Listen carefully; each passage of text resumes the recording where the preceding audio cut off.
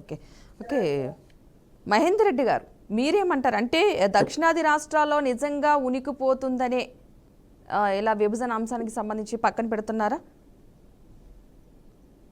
ఒకటండి, ముందుగా BRK news ప్రేక్షకులకు మీకు అండ్ ప్యానెల్లో ఉన్న మిత్రులకు నమస్కారం తెలియజేస్తూ, వాస్తవంగా ఏంటంటే డీలిమిటేషన్ అంటే ఎందుకు ఫస్ట్ మనం తెలుసుకోవాల్సిన అవసరం ఉంది. ఎందుకంటే డీలిమిటేషన్ జనాభా ప్రాతిపదికన దేశంలో కానీ రాష్ట్రంలో కానీ చట్టసభల్లో సంఖ్యను పెంచడానికి వాటి యొక్క పరిధులను నిర్ణయించే ప్రక్రియనే ఒక డీలిమిటేషన్ అంటారు.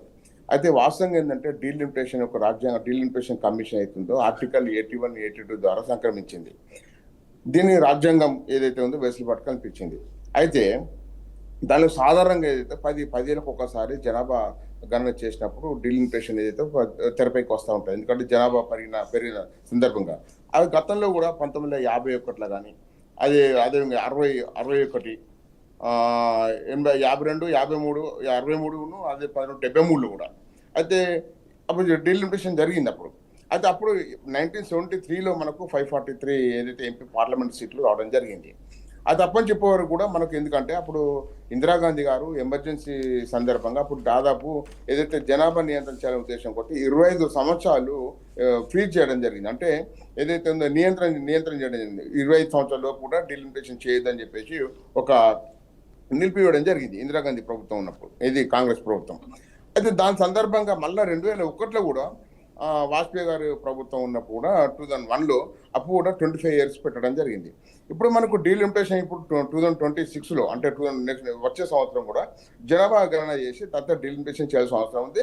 2029లో మన డీలిమిటేషన్ ద్వారా ఎన్నికలకు పోయే అవకాశం కూడా ఉంది. ఇది అందరూ తెలిసిన విషయమే. ఒకటి ఏంటంటే తమిళనాడు ముఖ్యమంత్రి స్టాలిన్ గారు డీలిమిటేషన్ విషయంలో ఆరోపణలు చేయడం జరిగింది. దానికి కేంద్ర హోంశాఖ మంత్రి అమిత్ షా గారు వివరణ ఇవ్వడం జరిగింది. వీళ్ళందరికీ ఒక డౌట్ ఏంటంటే ఉత్తరాదిన జనాభా పెద్ద ఉంది, దక్షిణాదిన జనాభా నియంత్రణ జరిగింది కాబట్టి డీలిమిటేషన్ పరంగా అసెంబ్లీ సీట్లు కానీ పార్లమెంట్ సీట్లు తగ్గే అవకాశం ఉందని ఒక పెద్ద అనుమానం కొద్దీ ఇప్పుడు బీజేపీ పైన దుమ్మెత్తి పోస్తా ఉన్నారు.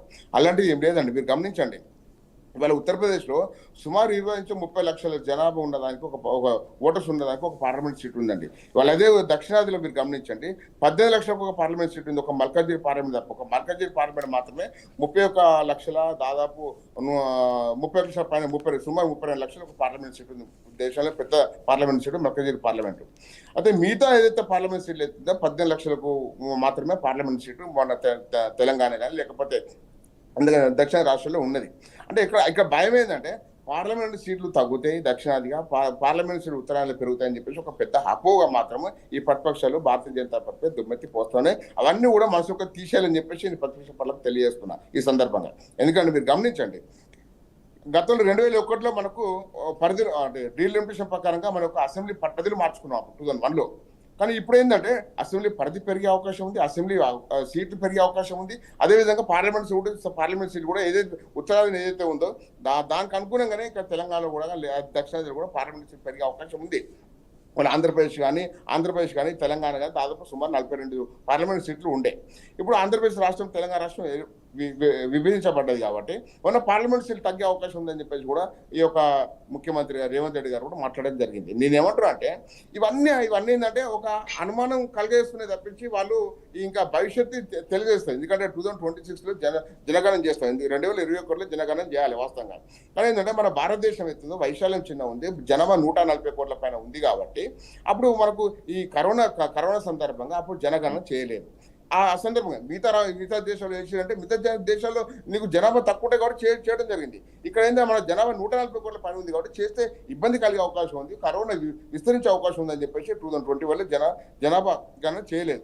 దాన్ని కూడా దుమ్మెత్తి పోస్తామని ప్రతిపక్ష పార్టీలు. నేనేమంటా అంటే ఇవాళ కేంద్రంలో భారతీయ జనతా పార్టీ ఉంది కాబట్టి ఏదో రకంగా బదనాలు చేయాలనే ఉద్దేశం కొద్దీ వీళ్ళు మాట్లాడుతున్నారు తప్పించి ఎలాంటి ఒక బేస్ లేదు, వీళ్ళు మాట్లాడే దాంట్లో బేస్ లేదు. ఇది వాస్తవంగా చెప్పాలంటే అమిత్ షా లోక్సభలో కూడా మోడీ గారు కూడా స్పష్టంగా చెప్పడం జరిగింది. అదే విషయాన్ని అమిత్ షా గారు తమిళనాడు టూర్లో కూడా స్పష్టంగా చెప్పడం జరిగింది.